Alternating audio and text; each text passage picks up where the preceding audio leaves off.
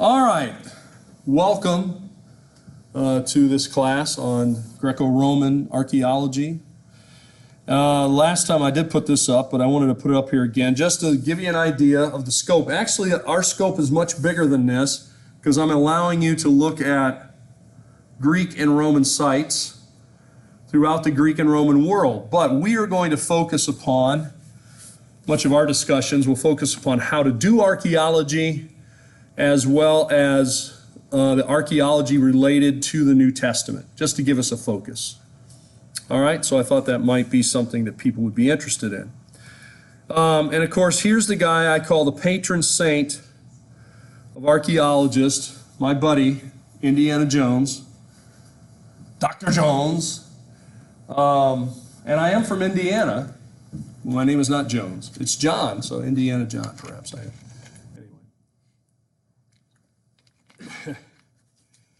So what we have mentioned is that archaeology is not paleontology. We don't look at dinosaurs and that kind of stuff.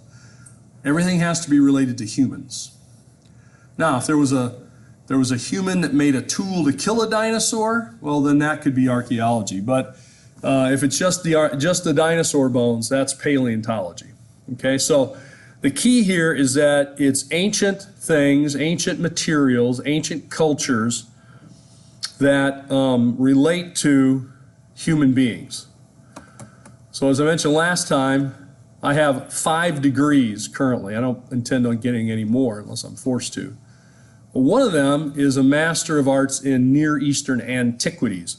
Sometimes this is called Antiquities, which means ancient things. So archaeology really means the study of things that are ancient in its very literal sense. So we went through some of these definitions as well. And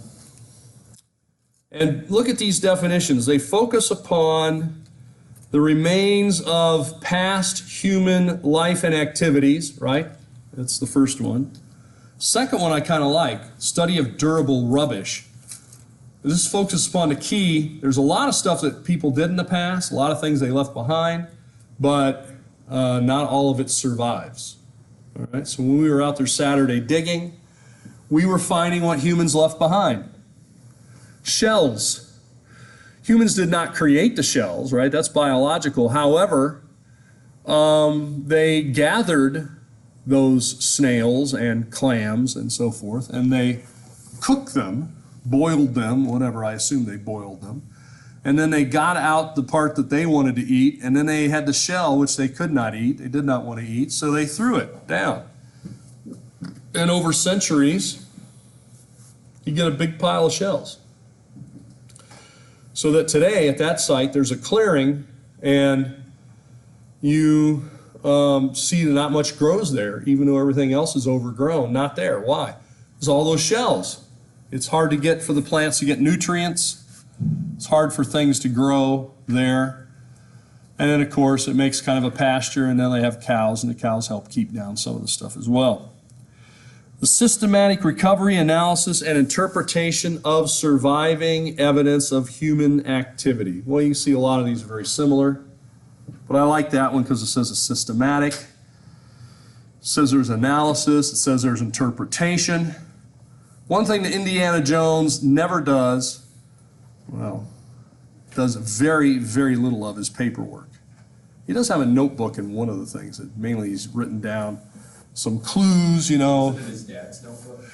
Yeah, the one with the Grail, the Holy Grail. Oh, I don't want to give it away. The Last Crusade. It was his father's notebook, not his. Right. Yeah. But I do believe in the first movie, he had a little notebook that he got out when he was using the transit to find Tanis, and he had some measurements or something in there. But he doesn't really keep records the way archaeologists would want you to keep records. This is why a lot of archaeologists, they scoff at Indiana Jones. They demean him, say that he's no archaeologist at all, and he's terrible role model for children or whatever. I don't know. Probably they say all those things. But I call him the patron saint of archaeologists. Why? Because he has made archaeology interesting to many people. It's why I've been on television twice in the last 6 months or whatever, because people like archaeology. It's when when I get on a plane flying somewhere, you have to fly by myself, get there, you sit down, sitting next to people. Sometimes people want to talk and they say, well, what do you do? What's your name? Da, da, da. If I want to talk, if I feel like talking, I'll tell them I'm an archaeologist. If I feel like I don't want to talk, I tell them I'm a fundamentalist preacher, which both are sort of true. So if I tell them I'm a fundamentalist preacher, then that's it. They don't say another word to me. Like, oh, they look at their magazine and that's it. If I tell them I'm an archaeologist, then they got like lots of questions. Oh, where do you dig? What do you find? How do you know where to dig? So forth. All right, so there you have it. By the way, we've already had one person in this class get married. I do weddings. I've done several student weddings. So, I've even done them in the classroom, believe it or not. Seriously. Yeah.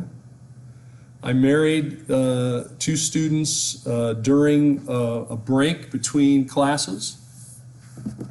I've actually married students in my office at the previous college. That's because I was doing their wedding anyway, but then they were very fastidious people, and they got their marriage license in advance. What they didn't read was it's only good for 30 days. And so the marriage license was going to expire before the wedding. And they were panicked. And they were like, we don't know what we're going to do. I said, well, okay, get a couple friends, come to my office. So we did the wedding right there in my office. And then we did the other one in the church. So I signed that one. I said, you take us down, turn it in the courthouse. You are now married.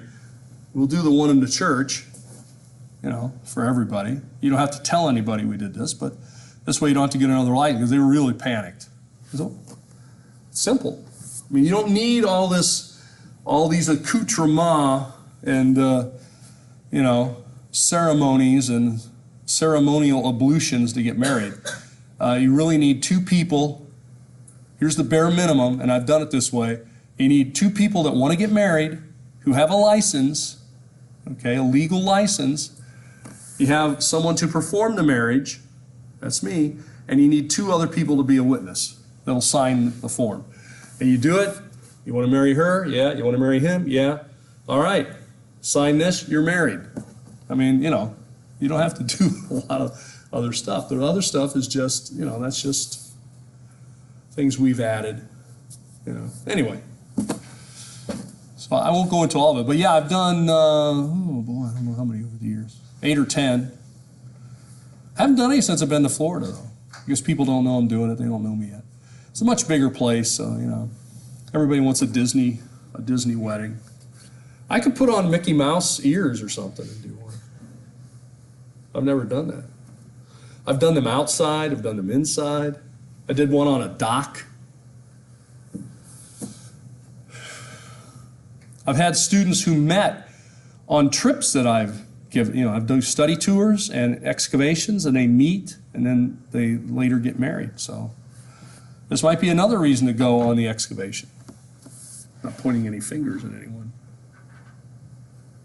Okay. Well, archaeology. Archaeology, this is not a very popular name to call today. The handmaiden of archaeology, that's what it used to be called. But we're not supposed to use the word handmaid anymore, so just scratch that out. You didn't hear that. In other words, it works along with history, especially the archaeology I do. There's historical archaeology and prehistoric archaeology. I do historic archaeology. So that means we have some text, we have some information, but we have some stuff we don't know. Archaeology can help fill in the gaps of history. This is how I've had to sell it over the years, since I do teach history, since I do have a PhD in history. I remember when I did my doctoral work, my doctoral dissertation, I did it on an archaeological site, and I remember one person on my committee said, "This is not history." Sort of like, I got pretty kind of nervous because, you know, if they said what I'm doing, and of course I had all the work done, or a big chunk of it, they say that's not history, then I have to do something completely different. So I said, well, because I knew one of the people on the committee was somebody who was really into what's called social history, which is like the history of people that were sort of left out. I said, well, no, really what I'm doing is ancient social history. Bingo! That worked. Because now the female professor who was into social history then took to task the guy who called it not history, because now it became personal for her because she does social history. So if this isn't history, then what she's doing is not history. So, you know, that's why I'm here. I'm just here to bring people together in conflict so that they leave me alone. You know, if you've had any brothers or sisters, you may understand this tactic. You're taking the heat. What you do is you divert the heat to another person. Okay? It works in politics. It works. It's a basic life skill that you should learn. Okay. It's called deflecting. Deflecting the. They come at me. Boo, it's like a deflector. It's kind of like that old saying, you know, whatever you say bounces off of me and sticks to you. That kind of thing. Okay. Well, archaeology then, you know, history deals with written records. History's tied to written records. Archaeology uses written records, but it's not exclusively tied to written records. So I like to say that we should broaden our view of history to include things we don't have written records for. That's what that whole discussion about whether what I was doing was history or not. Because in some cases we don't have many written records about what happened, especially to the people who were not big wheels, you know, big shots or whatever. A lot of stuff's written about presidents, kings, and, you know, rulers. Not a lot written about peasants. So if you want to learn about peasants, which, you know, you may or may not want to do, you're going to have to look to other evidence. And we do have evidence of the way they lived, what they ate, what they did, okay? And occasionally we find something that they wrote. But archaeology is done scientifically. However, archaeology is not a science in the pure sense. One of those 5 degrees I have is in biology. Biology major with a chemistry minor. I can tell you archaeology is not like biology or chemistry in that it's not repeatable. See, when we go out there to dig, let's say we dig a square, we dig a hole, right? We excavate. We can never excavate that spot again. It's not the same. Even though before we left on Saturday, you know, we sifted stuff out and took out the shells and the, you know, charcoal and the bones and all that. And then we put the dirt back in the hole. But we can't redig that hole. And if we don't record what we find, then all the information is lost. Whereas if it's a chemistry experiment, I can do it over and over and over again anywhere, and I should get the same results. Archaeology is not like that. We're scientific. We can use elements of science and technology, but it is not a pure science. It is a discipline. It's a field of study that utilizes science and technology. Okay? So I like to make that distinction. Well, here's some of the methods of archaeology then. A lot of people ask me, how do you know where to dig? Matter of fact, Saturday that reporter said, well, how do you know? Well, she asked the main question people always ask me, why? Why would you do this?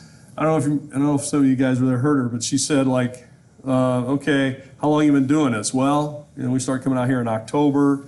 How long are you going to do it? Well, we're going to do it until the weather gets bad, probably in April. Okay, well, so, you know, are you getting paid to do this? I said, no. And her next question was, why do you do this? You're not getting paid, all right? I go to the Middle East. I've been digging for years. I've never been paid to dig. Matter of fact, it always, in one way or another, ends up costing me money to dig, right? Because at least I got to get myself there. And in the case of our dig here in Florida, I had to buy all the equipment. It's all my equipment. I have no funds, so I bought the screens, the buckets, the shovels, the plastic bags, the markers, and so on. Everything you saw out there is mine. I mean, my equipment. I paid for it. So it's costing me money and time. I've given up now, probably last semester, I probably gave up 6 or 7 Saturday mornings doing it, and 1 this semester already, and I plan to do more. So I'm giving up Saturday mornings, you know, like 8 to 1, 8 to 2. So I'm giving up several hours not every Saturday, but several Saturdays. Why would I do it? I do it so I can learn. I do it so that I can study these things. All right, I guess we're out of time for today, so we'll leave it there.